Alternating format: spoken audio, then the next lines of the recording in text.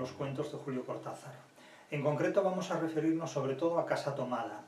No porque en Casa Tomada estén de alguna manera resumidos casi todos sus cuentos, puesto que prácticamente todos los cuentos de Julio Cortázar son el mismo cuento. La obra de Julio Cortázar se caracteriza, según las tesis que aquí vamos a sostener, por haber perdido actualidad. Y aquí nos vamos a preguntar en qué punto, en qué momento la obra literaria de Julio Cortázar pierde actualidad. Hoy día es una obra que no se lee apenas. Me dirán que yo leo a Julio Cortázar, siempre dirá alguien, yo leo a Julio Cortázar es un autor muy leído en este lugar, en este contexto, en este momento. Es falso, es decir, cualquier vídeo de TikTok tiene mucha más difusión y mucha más audiencia que cualquier obra de Julio Cortázar. La literatura puede permitirse muchas libertades, puede permitirse muchas excentricidades, pero hay una que no se puede permitir, hay una cosa que la literatura no se puede permitir, y es perder actualidad. ¿En qué punto, en qué momento, en qué curso de la historia reciente la obra literaria de Cortázar ha perdido actualidad? Ha dejado de tener interés, ha dejado de tener básicamente lectores inteligentes.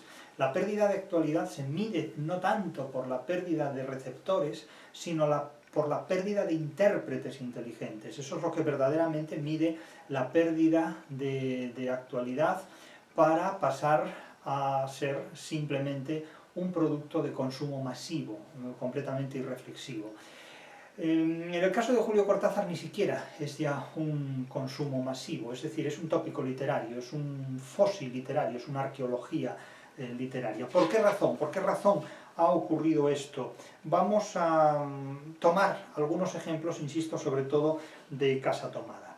Pero antes situémonos. Julio Cortázar nace en 1914, nace con el comienzo de la Primera Guerra Mundial y muere en 1984, es decir que es una persona que atraviesa prácticamente todo el siglo XX y su obra literaria atraviesa lo que podríamos identificar con el triunfo de las teorías literarias formalistas, estructuralistas, neoformalistas, si queremos. Y teniendo en cuenta el afrancesamiento de Cortázar, no resulta extraño en absoluto que exista una ligadura muy estrecha entre su producción literaria y una determinada metodología de interpretación literaria que es la que tiene que ver con el estructuralismo afrancesado. Yo no hablo del estructuralismo francés, hablo del estructuralismo afrancesado, hablo del neoformalismo afrancesado, que es el que más insistentemente se orientó a la interpretación de la obra narrativa de Julio Cortázar. El problema es que la fortuna del estructuralismo afrancesado corrió pareja a la fortuna de la literatura de Cortázar. Hundido el estructuralismo afrancesado, la recepción de la obra literaria de Cortázar parece también haber naufragado, es decir, sus fortunas corrieron parejas y fracasaron también, en cierta manera, parejamente. Claro, ¿cuándo pierde actualidad la obra literaria de Cortázar? A mi juicio pierde actualidad cuando determinados códigos de interpretación literaria pierden también actualidad y con ellos se arrastra también la obra de Cortázar al olvido, al fracaso. Tradicionalmente se ha utilizado el psicoanálisis y la psicología para interpretar a Cortázar, pero yo les planteo un reto, un desafío. Prescindan ustedes del psicoanálisis y díganme qué es lo que pueden interpretar de la obra literaria de Cortázar. Renuncien ustedes al psicoanálisis e interprétenme la obra de Cortázar. ¿Qué pueden hacer con ella? Vamos a ver qué es lo que pueden hacer ustedes con ella si no pueden usar el psicoanálisis para contar sobre los cuentos de Cortázar un nuevo cuento, en definitiva. Aquí evidentemente no nos hemos tomado jamás en serio el psicoanálisis, ni a Freud ni a Lacan, a quienes consideramos respectivamente a Freud como el novelista más ingenioso del siglo XX y a Lacan simplemente como una retórica patología freudiana. Es decir, evidentemente hay mucha gente que no se tomará en serio lo que yo acabo de decir, pero es que eso es completamente irrelevante. Es decir, y dirán, bueno, también es completamente irrelevante lo que usted dice. Sí. ¿Y entonces por qué me prestáis atención? Yo no os presto atención a vosotros, ¿por qué me las prestáis a mí? Es lo más irónico, ¿no? Si lo que yo digo no tiene interés para vosotros, para algunos de vosotros, los psicoanalistas, ¿por qué me prestáis atención? Es lo que yo me pregunto. Bien, vamos a Casa Tomada, vamos a leer algunos pasajes de Casa Tomada y veremos a ver qué es lo que podemos analizar en relación con esta obra. La tesis de la que parto es que el psicoanálisis no ha hecho una interpretación psicoanalítica de la literatura de Cortázar ni de los cuentos de Cortázar. Lo que ha hecho ha sido una interpretación psico-pseudológica de los cuentos de Cortázar. Es decir, no ha hecho una interpretación psicológica, sino pseudológica. Digamos que ha hecho una interpretación psico-pseudológica, no una interpretación psicológica. No estamos hablando de una lógica basada en la psicología, estamos hablando de una pseudológica basada en una psicología. Porque aquí lo falso no es la psicología, es la lógica que se fundamenta en una psicología. Esa falacia lógica fundamentada en una psicología es lo que desacredita completamente cualquier legitimidad metodológica a la hora de aplicar ese psicologismo a la literatura de Cortázar. Vamos a analizar estas cuestiones. Casa Tomada es una obra que se publica en 1946 y es una obra cuyo título es un ablativo absoluto, es decir, es un sintagma, una secuencia que está desconectada de todo. Tengas en cuenta que uno de los ablativos absolutos más célebres de la literatura clásica es el de la Eneida, urbe capta, Eneus fugit, es decir, tomada la ciudad, conquistada la ciudad, caída la ciudad, Eneas huye. Casa tomada. Pero, ¿qué ocurre después? Casa tomada, es decir, aquí necesitamos una apódosis, es decir, un complemento a esto, un desenlace. Muerto el perro, se acabó la rabia. Casa tomada, ¿qué ocurre? No lo sabemos. Se dice, es un final abierto. ¿Abierto a qué? Abierto a la imaginación. Sí, pero también está abierta la imaginación antes de que comience el cuento. Es decir, la imaginación siempre está abierta. La imaginación solo está clausurada en aquellas personas que carecen de ella, pero no en las que no carecen de ella. Y de hecho el psicoanálisis no es más que una hormona imaginativa más. No es una lógica, es una pseudológica, en definitiva. Pero la literatura ofrece muchas más posibilidades que el psicoanálisis. De hecho, el psicoanálisis es una variante de la literatura. El psicoanálisis es pseudoliteratura, en definitiva. Pues este ablativo absoluto, que en realidad remite a una desconexión absoluta de lo que hay, como sintácticamente ocurre con cada ablativo absoluto, es el que da título a este cuento, que en realidad no sabemos de qué trata, porque su argumento consiste simplemente en relatar la vida durante unos días de una pareja de hermanos bastante extraña, tanto él como ella, que viven como si fueran un aséptico matrimonio, una extraña pareja que abandona una casa simplemente porque perciben ruidos que van tomando la casa en dos sesiones, porque la toma de la casa se produce en dos estadios, simplemente en dos estadios. Es una casa muy grande, pero se produce, digamos, en dos mitades.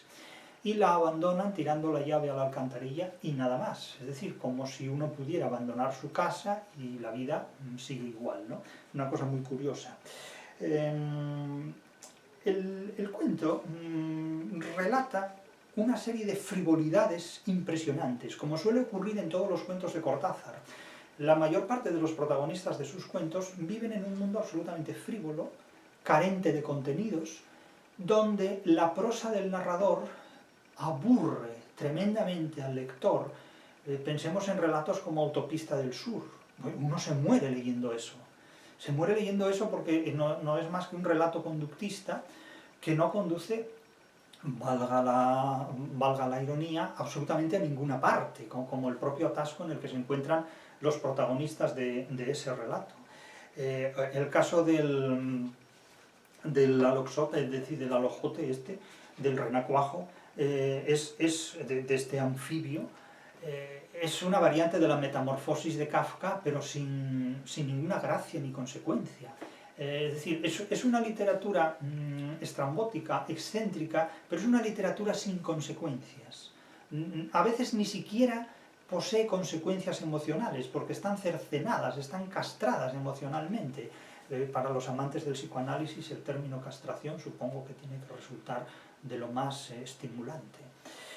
Bien, dice el narrador: nos gustaba la casa porque, aparte de espaciosa y antigua, hoy que las casas antiguas sucumben a la más ventajosa liquidación de sus materiales, guardaba los recuerdos de nuestros bisabuelos, el abuelo paterno, nuestros padres y toda la infancia.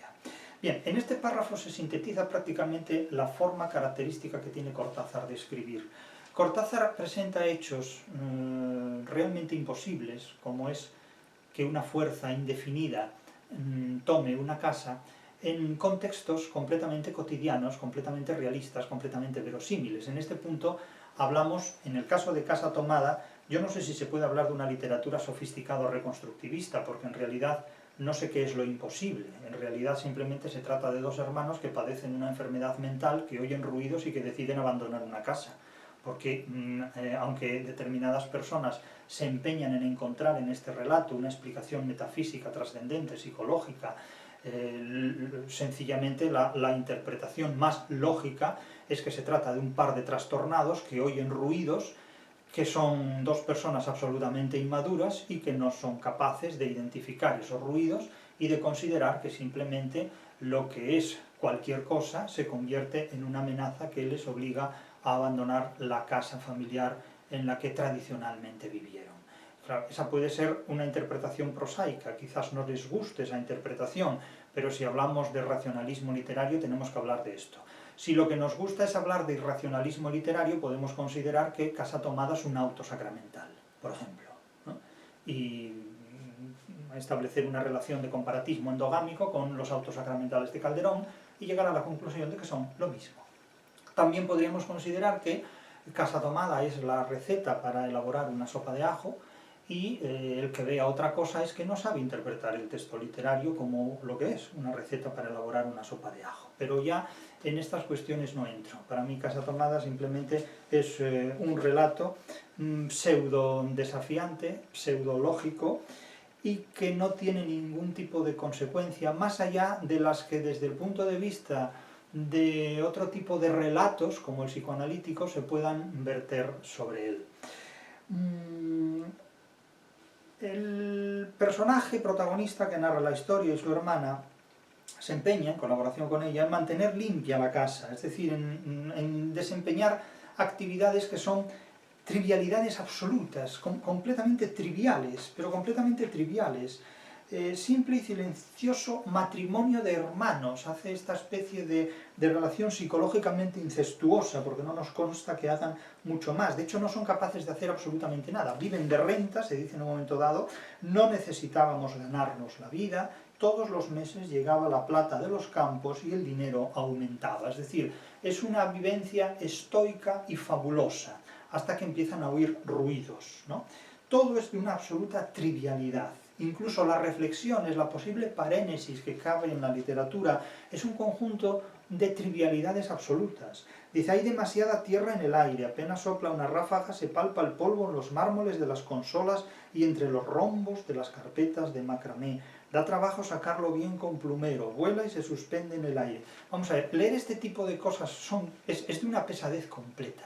Quiero decir, antes de leer esto vale más dedicarse a cualquier otra cuestión, porque de aquí no se saca absolutamente nada útil, con toda franqueza. En este punto Cortázar es un autor completamente sobrevalorado. Luego, claro, cuando escuché algo en el comedor o la biblioteca, el sonido venía impreciso y sordo como un volcarse de silla sobre la alfombra o un ahogado susurro de conversación. O sea, esto es Edgar Allan Poe subdesarrollado, es decir, sin avanzar. También lo oí al mismo tiempo, o un segundo después, en el fondo del pasillo que traía desde aquellas piezas hasta la puerta. Me tiré contra la puerta antes de que fuera demasiado tarde, la cerré de golpe, apoyando el cuerpo. Felizmente la llave estaba puesta de nuestro lado y además corrí el gran cerrojo para más seguridad. ¿Por qué? Porque esto no se explica, es decir, se ven intimidados por una serie de ruidos y el lector naturalmente identifica estos ruidos, vamos, los han identificado hasta con el peronismo, la invasión del peronismo en Argentina, entonces cómo hay que huir, etcétera, etcétera. Entonces, claro, estas son interpretaciones parabólicas, completamente parabólicas. de tal manera que se interpreta la literatura pues como los santos evangelios, de tal forma que cada uno ve en el texto literario lo que quiere luteranamente y por supuesto todo está justificado, pero es que la literatura no es un acertijo, o sea, la literatura no es un trabalenguas que cada cual pueda interpretar como le dé la real gana, eso es un libro de autoayuda. Esto es hacer una especie de terapia de grupo, terapia individual o dar de comer al psicoanálisis, pero no es interpretar la literatura. Es decir, la literatura no es un lupanar donde el psicoanálisis pueda ir a satisfacer sus emociones psicológicas o de cualquier otro tipo.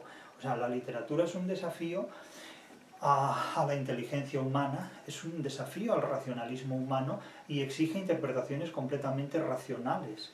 Otra cosa es que juguemos a hacernos los locos o a hacernos los tontos para que después venga el presunto hermeneuta o el presunto terapeuta a poner orden donde no es necesario poner orden, porque no es que haya desorden, es que no hay nada. Simplemente es que no hay nada que ordenar porque no hay nada. No se puede ordenar un conjunto vacío, ¿no? Nos podemos entretener vendiendo humo y jugando con estas cosas, pero eso no es literatura, eso es simplemente jugar a las adivinanzas. Los primeros días nos pareció penoso porque ambos habíamos dejado en la parte tomada muchas cosas que queríamos. Mis libros de literatura francesa, por ejemplo, estaban todos en la biblioteca. Claro, cualquier lector que se dé de listo no puede sino sentirse herido cuando lee esta frase, ¿no? Hemos dejado en la parte tomada muchas cosas que queríamos. Mis libros de literatura francesa, por ejemplo, estaban todos en la biblioteca. Claro, esto, qué dolor, qué pena, qué cosa terrible, los libros, ¿no? Hoy, pues sería un perrito caniche el que se hubiera quedado en la parte tomada de la casa, irrecuperable, porque daría más pena al animal que los libros, pero a mediados del siglo XX daban más pena los libros en un contexto de esta naturaleza. Quiero decir que se juega cursimente con determinados sentimientos, ¿no?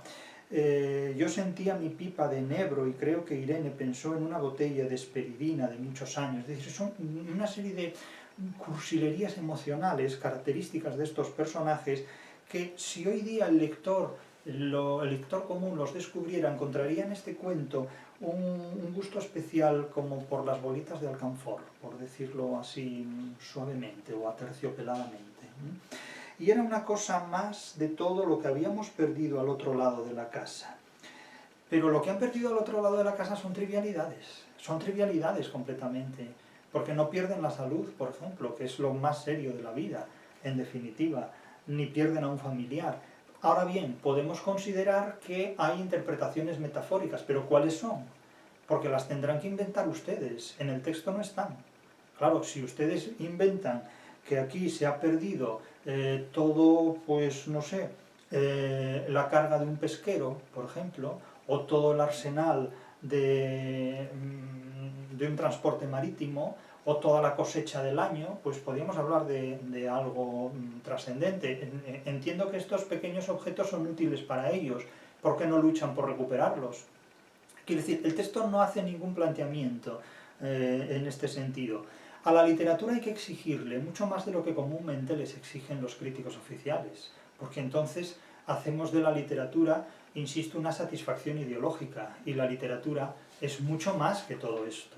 Evidentemente, la literatura no se interpreta interpretando solo palabras.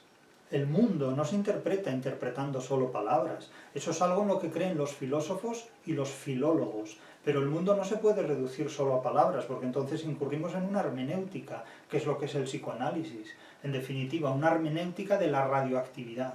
Una hermenéutica que pretende convertir a la literatura en un material radioactivo, en virtud del cual solo el psicoanalista, convertido en un sacerdote laico de nuestro mundo contemporáneo, es capaz de interpretar para los demás, como si los demás fuéramos tontos. Es decir, de psicocrítica literaria no hay nadie que sepa más que otro, porque esto es un despliegue de ocurrencias, en definitiva. De hecho, a la filosofía, y lo he dicho muchas veces, si le quitamos la religión y si le quitamos la política, se queda sin palabras, y es más, se queda sin contenidos. Y es posible que a los cuentos de Cortázar, si le quitamos el psicoanálisis para que de él pueda disponer el lector o el receptor, la mayor parte de las interpretaciones que se han hecho sobre Cortázar no podrían haberse elaborado, ni menos publicado. En definitiva, el psicoanálisis es la lengua que hace posible que los cuentos de Cortázar se interpreten entre un determinado conjunto de la población académica del siglo XX. y de hecho, desacreditado el estructuralismo y sobre todo el psicoanálisis de base estructuralista, los cuentos de Cortázar han perdido una cantidad de intérpretes impresionantes, han perdido población interpretativa. Claro, esto es algo absolutamente decisivo y que no podemos ignorar. Las actividades que hacen en la casa estos dos personajes protagonistas son, insisto, de una trivialidad constante y recurrente. La mujer teje, se dedica a tejer. Tejer no es una trivialidad. Tejer como ella teje sí es una trivialidad.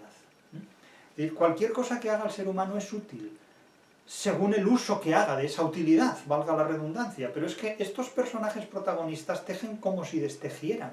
Es decir, es como si contaran tapones de botellas para, una vez contados, volverlos a contar de nuevo. Es como si contaran ovejas. Es decir, lo que hacen y nada es lo mismo.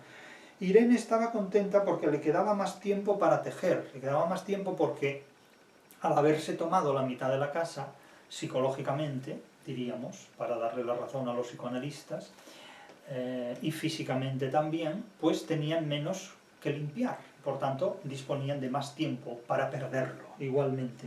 Yo andaba un poco perdido a causa de los libros, ese narcisismo del lector, de los libros, como que una persona que lee libros es más valiosa que una persona que no lee libros. Bueno, habría que ver qué es lo que se hace con los libros que se lee, porque recuerdo que Mi lucha de Hitler es también un libro. Afligir, pero no quería afligir a mi hermana y me puse a revisar la colección de estampillas de papá. Quiero decir que, bueno, pues pueden revisar los cromos, es decir, llevan a cabo actividades sin sentimiento, completamente pueriles, completamente infantiles. Y eso me sirvió para matar el tiempo. Otra cosa no harán, pero matar el tiempo desde luego. Pero añade algo muy gracioso por parte de Julio Cortázar. La gracia está en Julio Cortázar, no en el narrador. Dice, nos divertíamos mucho, cada uno en sus cosas. O sea, se divertían mucho haciendo nada. Claro, es como la gente que se divierte mucho en la red, en internet, ¿no? Sí, enredados. El que se divierte es la araña en internet, enredándote a ti, pero bueno, nos divertíamos mucho. ¿Con qué se divertían? ¿Cómo se divertían? ¿Qué concepto de diversión tiene la gente que no tiene conciencia de libertad? Pregunto. ¿Qué concepto de diversión tiene la gente que no tiene conciencia de libertad? Nos divertíamos mucho, cada uno en sus cosas, es decir, en la nada. Pero todos los personajes de los cuentos de Cortázar se divierten en la nada, porque el que se acaba convirtiendo en un renacuajo a costa de mirar renacuajos, ya me dirán ustedes si eso resulta divertido, apasionante, patológico, neurótico, lo que quieran. Casi siempre reunidos en el dormitorio de Irene, que era más cómodo. A veces Irene decía, fíjate en este punto que se me ha ocurrido, ¿no da un dibujo de trébol? Podría dar un dibujo de trébol, o podría dar un dibujo de un Cadillac, o podría dar el dibujo de un dinosaurio, es decir, cualquier cosa sirve. Es decir, y poco a poco empezábamos a no pensar. ¿Se puede vivir sin pensar? Pues que estos no han pensado nunca en nada. Oyen voces y consideran que la casa está tomada, y ya está. Esto es lo que necesitan, es un psiquiatra, en suma. Claro, son extrañas sincronías las que padecen. Cuando Irene soñaba en alta voz, yo me desvelaba enseguida. Nunca pude habituarme a esa voz de estatua o papagayo, voz que viene de los sueños y no de la garganta. Irene decía que mis sueños consistían en grandes sacudones que a veces hacían caer el cobertor. Y claro, duermen juntos estos dos hermanos para que ella perciba cómo le cae el cobertor a él. Desde luego tienen un gran oído, no se les puede negar, habrían servido para la música, pero solo sirven para tejer trivialidades, es decir, tejer cosas que no tienen valor, ni siquiera un valor emocional, y contar estampillas. En la cocina y el baño, que quedaban tocando la parte tomada, nos poníamos a hablar en voz más alta, o Irene cantaba canciones de cuna. Es decir, esto recuerda un poco a estas películas tipo Los Otros, donde, bueno, hay una especie de relación con el más allá, a la que se le da vida, etcétera, etcétera. Cosas curiosas, ¿no? Es una forma de entretenerse esto. Son como los relatos de Edgar Allan Poe, muy propios de adolescentes, y como la filosofía, muy propia de adolescentes para entretenerse, pero que después, cuando uno llega a la edad adulta, pues no puede permitirse el lujo de volver a leer, porque si los lee, se les caen de las manos completamente. Es decir, es un síntoma de madurez leer a Edgar Allan Poe y sentirse defraudado y no sentirse emocionado. Cuando alguien es capaz, siendo joven, de leer a Edgar Allan Poe y sentirse decepcionado, es porque probablemente experimenta una madurez impropia de su edad. Es porque se trata, sin duda, de un puer senex, o de una puer senex. Irene empezaba a soñar en alta voz, me desvelaba enseguida. Es decir, es como una película de espíritus, muy, muy simpática, pero que no dice nada. Finalmente, en una segunda sesión, en una segunda toma, los ruidos toman el resto de la casa. Es casi repetir lo mismo, salvo las consecuencias, dice el propio narrador, efectivamente. De noche siento sed, y antes de acostarnos le dije a Irene que iba hasta la cocina a servirme un vaso de agua. Nueva trivialidad. Esto parece el jarama de Ferlosio. Desde la puerta del dormitorio ella tejía, oí el ruido en la cocina, tal vez en la cocina o tal vez en el baño, porque el codo del pasillo apagaba el sonido. A Irene le llamó la atención mi brusca manera de detenerme y vino a mi lado sin decir palabra.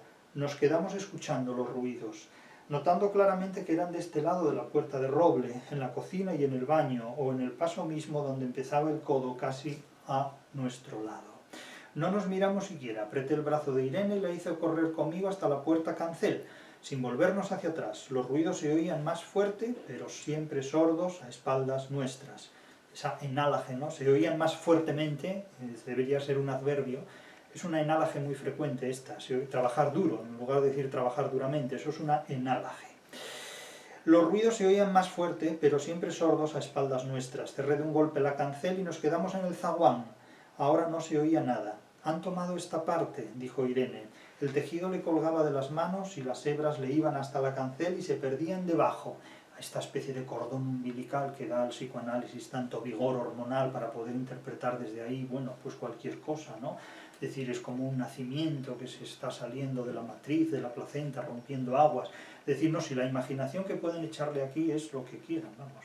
El arca de Noé desembarcando los animalitos después del diluvio, es decir, pues, como es que expulsaba conejitos, por ejemplo. De la misma manera que expulsaba conejitos, podía expulsar lavadoras o lavavajillas, o dirigibles, o ballenas, imagínense ustedes, sería mucho más emocionante que conejos, ¿no? El tejido le colgaba de las manos, la carta es una señorita de París, que es el cuento que sigue a Casa Tomada, por cierto. El tejido le colgaba de las manos y las hebras iban hasta la cancel y se perdían debajo. Cuando vio que los ovillos habían quedado del otro lado, soltó el tejido sin mirarlo. ¿Tuviste tiempo de traer alguna cosa?, le pregunté inútilmente. No, nada. Estábamos con lo puesto. Me acordé de los 15.000 pesos en el armario de mi dormitorio. Ya era tarde ahora. Nótese cómo lo imposible siempre parece encuadrarse en un mundo real, donde el dinero, que es una cita terrible con la realidad, como la salud, pues hace acto de presencia en un contexto de esta naturaleza. Como me quedaba el reloj de pulsera, vi que eran las 11 de la noche. Rodeé con mi brazo la cintura de Irene, yo creo que ella estaba llorando, y salimos a la calle. Antes de alejarnos tuve lástima, cerré bien la puerta de entrada y tiré la llave a la alcantarilla. No fuese que a algún pobre diablo se le ocurriera robar y se metiera en la casa a esa hora y con la casa tomada. Pero casa tomada ¿por qué? Casa tomada ¿por quién? No se define, no se explica, es muy sugerente para cualquier lector, pero aquí este cuento tiene que contarse explicativamente con otro cuento que a su vez cuente otro lector. El hecho de que la narración se presente totalmente indefinida, totalmente incompleta, con numerosos blancos, naturalmente propicia la imaginación explicativa, la imaginación creativa. Pero la literatura no puede ser una hipertrofia de la fantasía. La literatura es una exigencia de realidad, y es también una exigencia de la realidad. O sea, la realidad nos exige la literatura, y la realidad nos exige la literatura porque la realidad sin literatura es una realidad que carece de muchas posibilidades. Entre otras cosas, carece de la posibilidad de la libertad. Yo siempre he insistido en esto, siempre he insistido en que la literatura es una apuesta por la libertad. En la época en la que actualmente vivimos en un terrible déficit de libertad, nos falta libertad. Y la literatura exige interpretaciones que las democracias actuales ya no permiten. Es decir, la literatura exige construcciones e interpretaciones que los regímenes políticos actuales, con su deriva hacia diversas formas de totalitarismo, que ahogan la democracia realmente, pues ya no permiten ofrecer. La literatura exige más libertad de lo que las instituciones académicas están dispuestas a dar para interpretar a la literatura. Y por esa razón considero que el ser humano debe dedicarse hoy más que nunca a la literatura y a la escritura de obras literarias, más que a las actividades políticas, porque a medida que la política se desarrolla, da la impresión de que la libertad se desvanece. A medida que se desarrolla la actividad política, la libertad disminuye, y debería ser al contrario. A medida que se desarrolla la actividad política, la libertad debería ampliarse. Pero la impresión que se tiene desde los últimos años es que a medida que crece la actividad política, la fuerza política del ser humano, la libertad del ser humano disminuye su radio de amplitud. La circunferencia de la libertad humana se contrae, la esfera de la libertad humana se contrae. Y en esa contracción la literatura también sufre desde el punto de vista de las posibilidades de su interpretación, porque no se permiten determinadas interpretaciones de la literatura en nombre de lo políticamente correcto.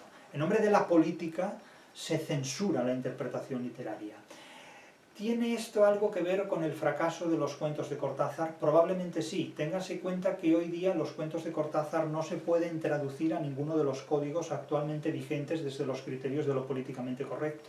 Es decir, Cortázar es un autor que no dice nada a la ideología de la posmodernidad que se ha implantado en las universidades, en las revistas científicas y académicas, de tal manera que digamos que la ideología que Cortázar podía vender hace 30 o 40 o 50 o 60 años, hoy no vende una rosquilla. Es decir, el psicoanálisis no tiene hoy la misma fuerza y el mismo fuelle que tenía, la misma mitología que tenía hace medio siglo. Y consiguientemente, si la literatura de Cortázar estaba vinculada al psicoanálisis, el fracaso del psicoanálisis es también el fracaso de una buena parte de la literatura de Cortázar. Tengas en cuenta que los enemigos del placer no pueden entender qué es la literatura, pero es que los enemigos de la inteligencia aún menos pueden entender qué es la literatura. Entonces, claro, nos encontramos sobre todo hoy ante generaciones de estudiantes que no saben lo que es la libertad. No saben lo que es la libertad porque han sido educados en un contexto de autocensura. Hoy día no hay censura, hay autocensura. Es decir, hay la conciencia de que el ser humano debe privarse de decir determinadas cosas, debe privarse públicamente y casi incluso hasta en privado de pensar determinadas cosas, porque la conciencia de un gran hermano que dice esto no se debe decir, esto no se debe hacer, esto no se debe pensar, es muy poderosa. Naturalmente, las posibilidades interpretativas que exige la literatura y que pueden exigir algunos relatos de Cortázar se ve muy limitada, muy cercenada por esta autocensura personal, social, académica, políticamente correcta, ideológica, etcétera, etcétera. Y esto tiene indudablemente sus consecuencias. Y a esto le añadimos que las personas mediocres son mucho más ambiciosas que las inteligentes. Las personas mediocres tienen mucho poder y las personas inteligentes son poco ambiciosas. Claro, el resultado de esto es una combinación académicamente fatal porque el poder lo tienen los mediocres y los inteligentes se cruzan de brazos y se retrotraen, en definitiva. Entonces, claro, ¿dónde está la actualidad de la obra de Julio Cortázar? Pues está en una posición muy delicada, muy frágil, muy en entredicho.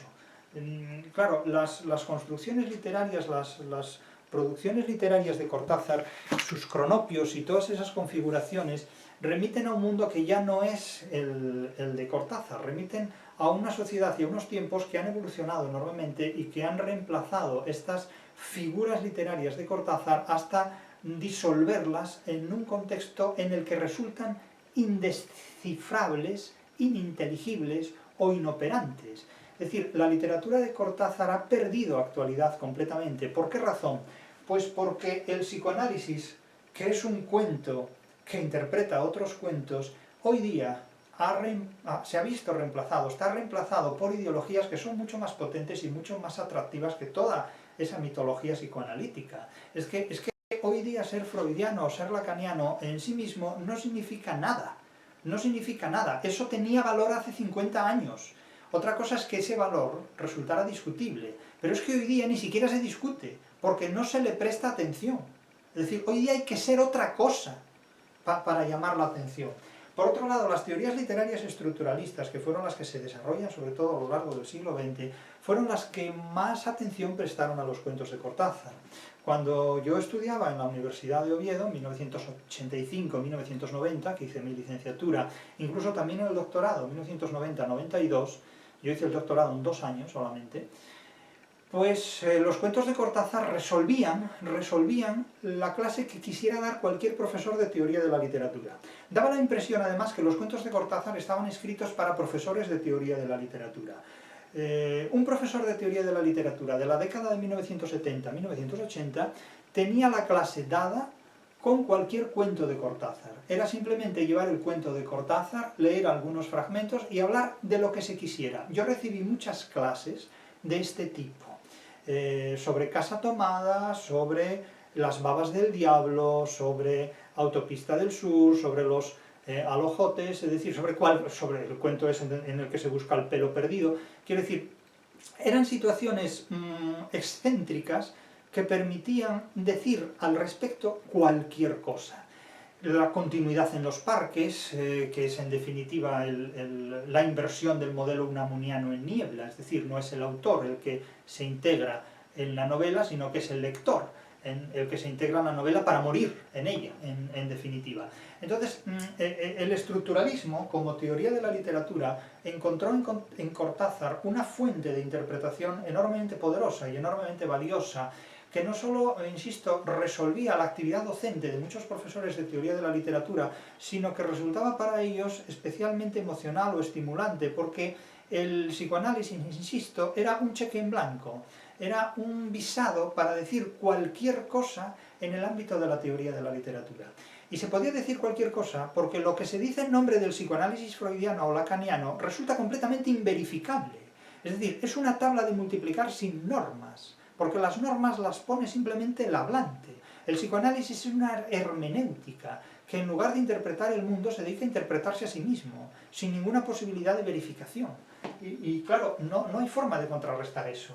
Ahora, yo me pregunto, los contenidos de la literatura remiten a la totalidad del mundo. El contenido de la literatura es la totalidad del mundo. El contenido de la filosofía es la religión y la política. Si ustedes privan a la filosofía de religión y de política, la filosofía se queda sin palabras y se queda sin contenido.